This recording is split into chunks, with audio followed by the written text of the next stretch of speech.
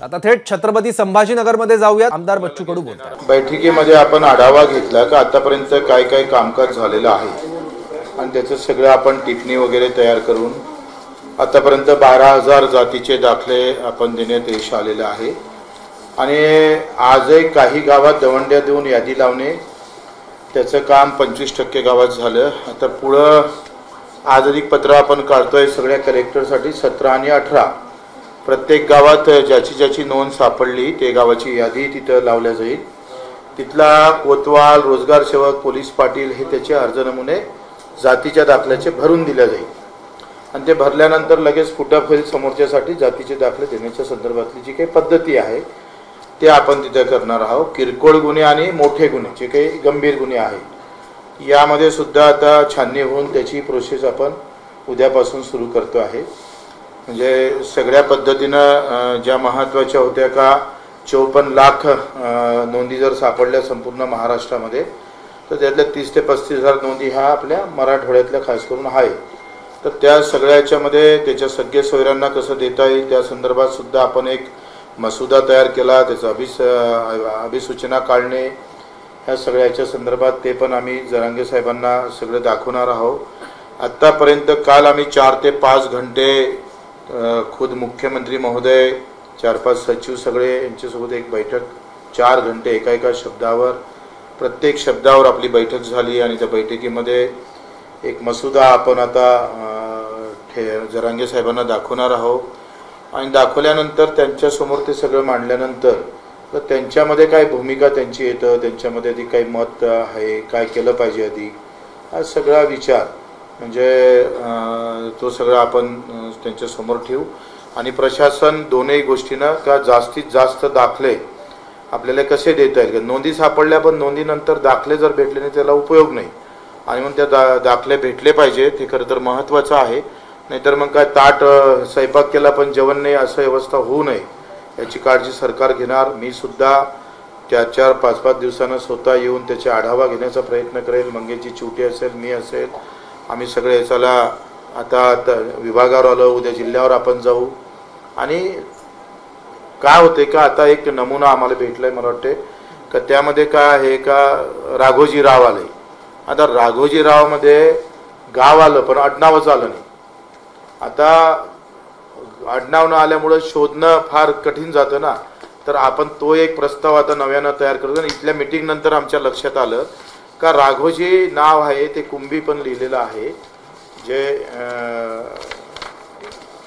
अर्थात हे अशा काही नोंदी आहे त्यात कुंभी स्पष्ट आहे, गावही स्पष्ट आहे, पण ते राघोजी कोण होती त्याची वंशवळ आता आपला कळावं लागतं, थोडं कठीण आहे। मग हे काढल्यानंतर आपण काय करतोय आता इथे वाजरवाडी असं आहे पण याची आता आपल्याला काय करावं वंशवळ कळावं लागेल, ते आडनाव कळावं लागेल आणि हे काढल्यानंतर आता त्याच्यासाठी एक आपण प्रस्ताव शासनाला लगेच देणार आहोत। प्रस्ताव पण तयार केला जाईल लगेच 1 दिवसात, त्याला मान्यता देऊन एक वेगळी टीम तयार करावं लागेल कारण आता ह्या नोंदी सापडल्या पण नोंदीनंतर त्याचे वंशवळ काढण्यासाठी पण खूप मोठी मेहनत आपल्याला करावं लागणार आहे। कारण काय झालंय का 50, 60, 70 वर्षात म्हणजे स्वातंत्र्य झाल्यापासून ही प्रॅक्टिसच झाली नाही मुळात। बऱ्याच जिल्ह्यामध्ये महाराष्ट्रामध्ये हे प्रॅक्टिस असतं आणि इथे प्रॉब्लेम काय झालं कोतवाल बुक आणि जन्म नोंदी, जन्म मृत्यू नोंदी या मराठवाड्यात सापडतच नाही।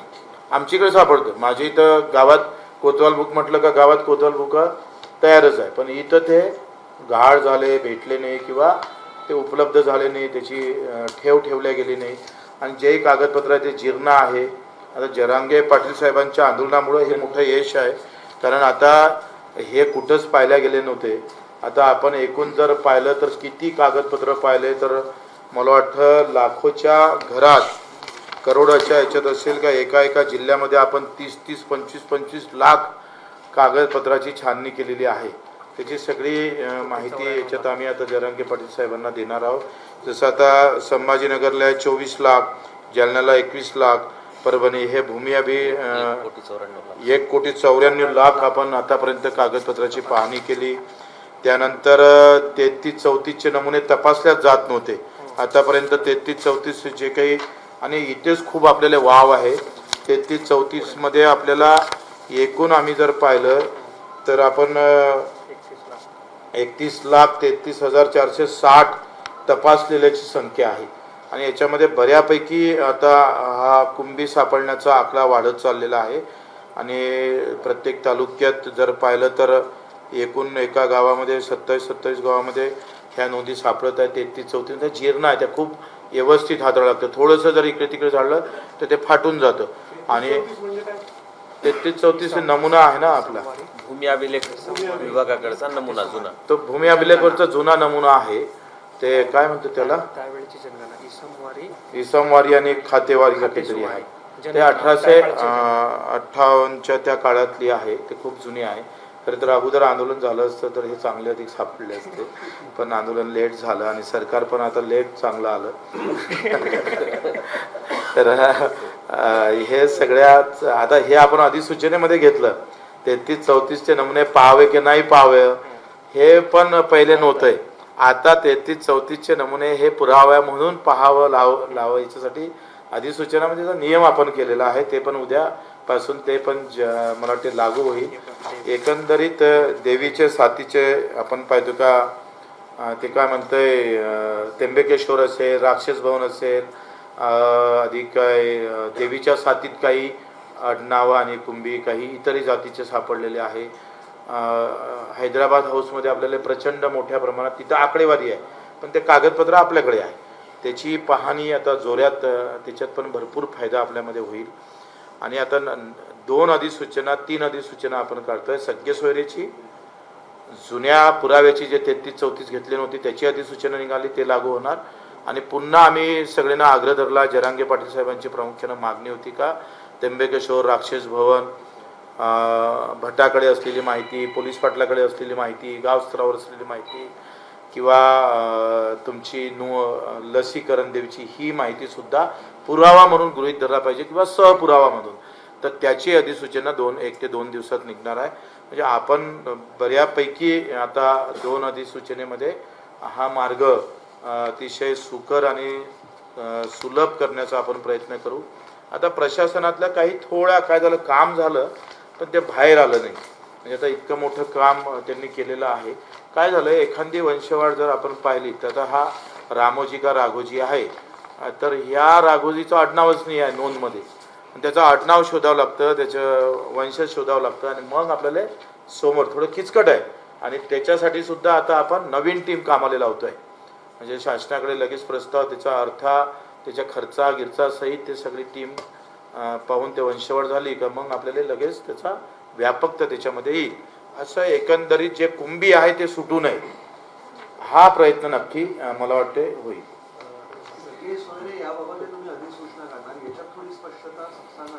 ते कसं आहे, आता तुम्हाला माझं काय मत आहे का ते अजून पूर्ण झालेलं नाही. तर तुम्ही एक लक्षात घ्या का ही अधिसूचना जिथपर्यंत आम्ही जरांगे पाटील साहेबाकडे दाखवत नाही, लक्षात घ्या, ते दाखवल्यानंतर त्याच्यात काय दुरस्त्या काय करायच्या ते आताच आम्ही नाही दाखवू शकत. जिथपर्यंत जरांगे पाटील साहेब ते पाहत नाही, पाहिल्यानंतर ते त्याच्यावर अभिप्राय काय देतं आणि त्यांनी जर तिथंच अभिप्राय काय दिलं तर आम्ही तुम्हाला नक्की ते दाखवू.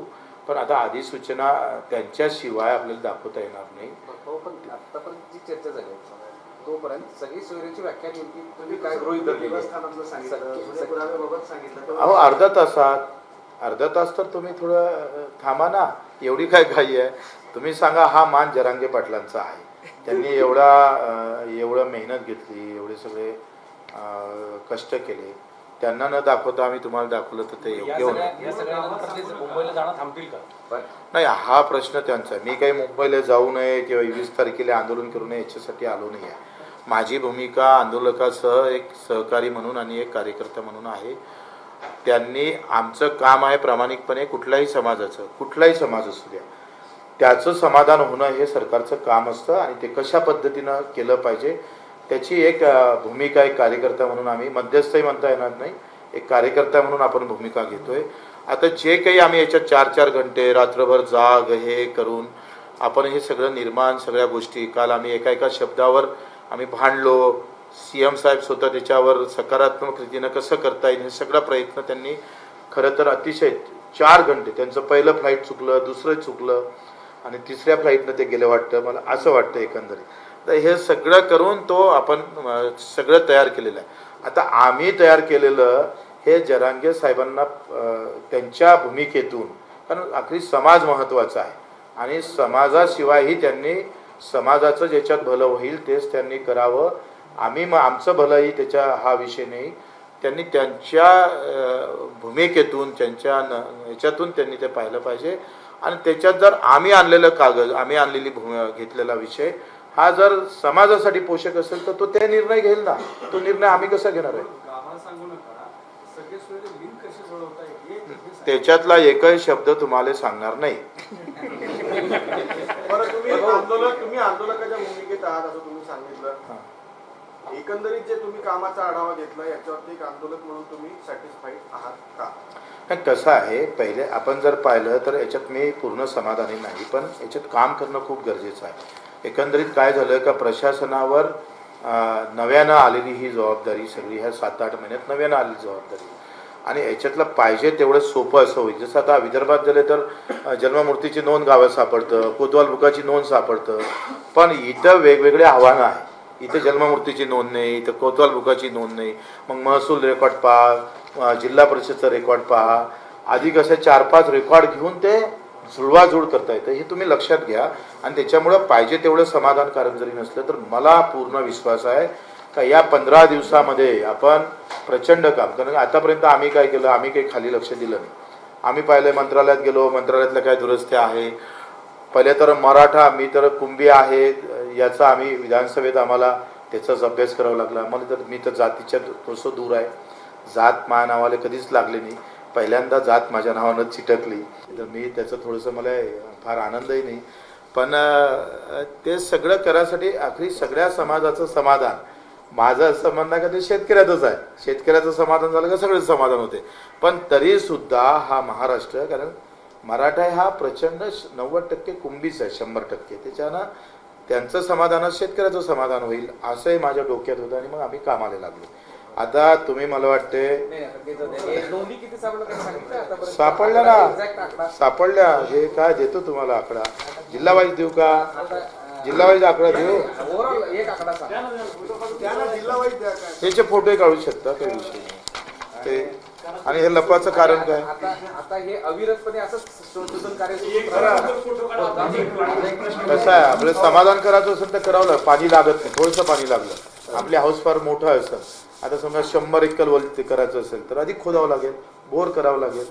हे तर नॅचरल, बिलकुल करावंच लागेल. आणि प्रश्न जिल्हा वाईज आता पहा. सर, आपल्या सरकारमधले भुजबळ साहेब ते म्हणतात की ह्या नोंदी आहेत चुकीच्या पद्धतीने. मी त्याच्यावर बोलणार नाही. मला वाटते मला वाद करायचं नाही, वादात मला जायचं नाही. आणि तुम्ही हे प्रश्न येण्याला विरोध करताय. ते म्हणतात की आम्ही पुन्हा रस्त्यावर उतरू. तुम्ही हे प्रश्न मला चालू आहे, तुम्ही चालू आहे त्यांचा असा आरोप आहे. बिलकुल चुकीचं चालू नाही. तुम्ही हे प्रश्न किती काही विचारले तर मी त्याचं उत्तर देणार नाही. मी एकदम विसंवाद आहे का याच्या? ते त्याचा मला काही संबंध नाही. आता माझा संबंध जरांगे पाटील आणि मी सरकार सध्या तरी असा आहे. बाकी बाजूनं बंडी चालली का ट्रॅक्टर चालला, मला त्याचं काही लेनदेन नाही आहे. आता मला मी एका असं सरळ रेषेत जातोय आणि माझं नाव बच्चू आहे, त्याच्यानं जास्त मोठ्या लोकांबद्दल बोलणं बरोबर नाही. आता एक मी फक्त नोंदी सांगतोय. संभाजीनगरला 4474, जालनामध्ये 3318, परभणीमध्ये 2891, हिंगोलीमध्ये 3513.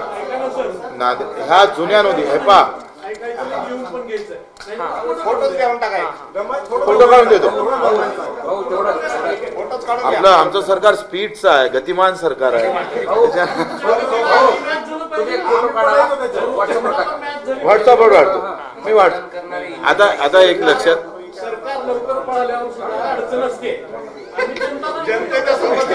बच्चू कडू असल्यानं अडचण येणार नाही. माझं काय म्हणणं आहे का ह्या जुन्या म्हणजे फक्त मराठवाड्यात, हो आरामशीर सांगतो. फक्त आम्हाला तिकडे लवकर जावं लागतंय.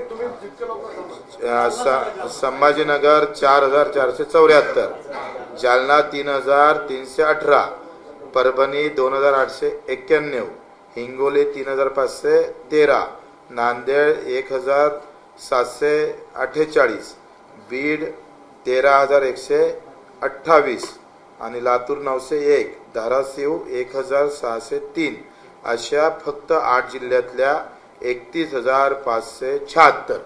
आता याला गुणाकार करावा लागेल. ह्या नोंदी कधीची आहे? 1800. त्याचे किती झाले असन असे फांद्या हा वटवृक्ष आहे, तुम्ही लक्षात घ्या. म्हणजे याला आपण चौपट पाचपट कसं गुणाचं आहे तो वेगळा गुन्हा प्रकार. जुन्या आहे, जुन्याच्यावर तुम्ही एक लक्षात घ्या. असं आता तुम्ही ह्या जुन्या नोंदी आहे, आपण केव्हाचं रेकॉर्ड पाहतो 1857च ना, 1857 शाळेच्या काहीतरी 1905. प्रश्न असा आहे, यापूर्वी जे लोक याचा बेनिफिट घेतलेत का? नाही. सगळ्या नाही घेतलं, नाही. अहो ह्या नव्हत्याच, ह्या सगळ्या खजान्यात होत्या, कोणी दाखवल्याच नाही. आणि आपण शिंदे साहेबांना ते प्रयत्न केले, जरांगे साहेबांना आंदोलन केलं, म्हणून हा आपण बाहेर काढला. आता हे पहा कधीचा रेकॉर्ड आहे. आता हे 1960 पूर्वीचं आहे.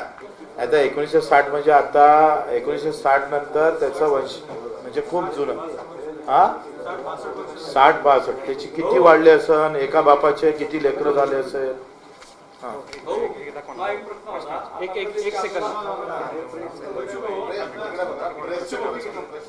आता हे दवंडी गावागावात देतो आपण. हे दवंडी देऊन आलो का बा, गावागावात या, ग्रामपंचायतली लिस्ट लागली, तिथं आपण काय म्हणते रोजगार सेवक बसवला, कोतवाल बसवला, जे नोंदी आहे ते कुंभी आहे त्याच्यासाठी बरं.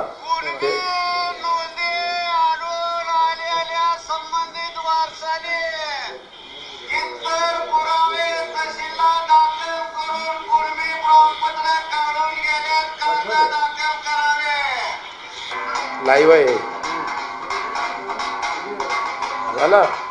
तर हे आपण सगळं करतो आहे.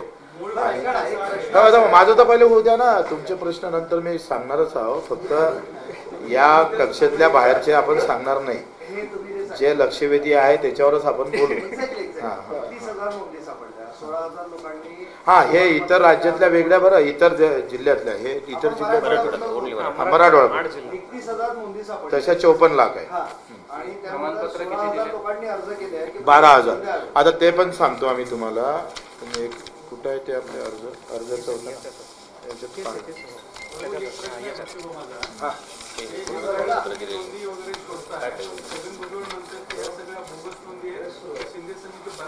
माझं वाटते आम्ही शिंदे त्यांनी काय करावं, ज्यांना ज्यांना बोगस वाटते त्यांनी ह्या ऑफिसमध्ये यावं, तिथे जाव, बोगस वाटले तर एखादा रिपोर्ट द्यावं, मला अंदर टाकावं, त्यांना अंदर टाकावं, हो, आणि अधिकाऱ्याला अंदर टाकावं. बोगस असेल तर फाशी द्यावं.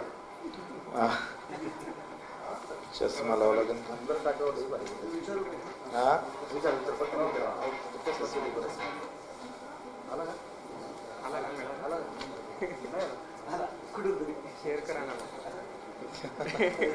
आता हे पहा आपण किती भाषांतर किती झाले. आता एकूण अर्ज किती होते. कुंभी प्रमाणपत्र मिळण्याबाबतचे प्राप्त अर्जाची संख्या आहे संभाजीनगरची 1536, बरोबर आहे. तर आपण अर्ज किती लोकांनी दिले? 1513. आता प्रमाणपत्र दिलेले आहे. हा अर्जानुसार एवढे प्रमाणपत्र दिले. आता तुम्ही एक सांगा, अर्ज जो करून त्यालाच प्रमाणपत्र देऊ का नाही? ज्यानं अर्जच केला नाही त्याला आपण घरी सांगू बाबा आता तू उठ, तू आता तू अर्ज कर, असं नाही होणार. त्यांना अर्ज द्यावा लागेल. आता अर्ज दिल्यानंतर मग आता जालन्याला 1852 लोकांनी एकंदरीत अर्ज दिले आणि त्यातल्या 1778 लोकांना जातीचे प्रमाणपत्र दिले. आता हे सगळ्या जिल्ह्याचं सांगू का? तुम्ही लईच पक्के दिसता. 1879 परभणी आपण 1879 लोकांना सगळ्यांना. नंतर हिंगोली 55 लोकांना. 127 नांदेड 127 लोकांना. बीड 7667 आणि अर्ज दिले बीडमध्ये 6387 आणि लातूर 158 आणि नंतर 119 आणि धाराशिव 2578 2290 आणि एकूण जे नाकारलेली अर्जाची संख्या फक्त 181 आहे. म्हणजे एकंदरीत अशी अवस्था आहे. आता आपण काय केलं, ह्या गतिमान व्हासाठी गावागावात लिस्ट लावली. 17-18 गावातच शिबिर घेऊ आपण. म्हणजे शासन आपल्या दारी ती भूमिका आपण प्रत्येक गावात राबवणार आहोत. मी जे आता म्हटले की हा वटवृक्ष आहे, परंतु जेवढे प्रमाणपत्र दिले त्यावरनं तर हा दिसत नाही वटवृक्ष. अहो तुम्ही लक्षात घ्या, अर्ज किती लोकांनी दिला मागितला. सगळं झालं, पण अर्ज लोकांनी कमी केले असं तुम्हाला म्हणायचं. अर्ज कमी केले ना भाऊ, तुम्ही सांगा. अर्ज केले पाहिजे ना. त्याच्यासाठी आता लोक अर्ज करत नाही, तर आपण गावागावात कॅम्प घेऊन राहिलो. डाटा सापडला आहे परंतु तो कंपाईल होत नाही. अनेक लोकांपर्यंत त्याच्यासाठी आपण काय करतोय, वंशवाढ शोधासाठी एक वेगळं आपण प्रस्ताव तयार करतोय. वेगळी कमिटी तयार करतो. ते फक्त वंशवाढच शोधन.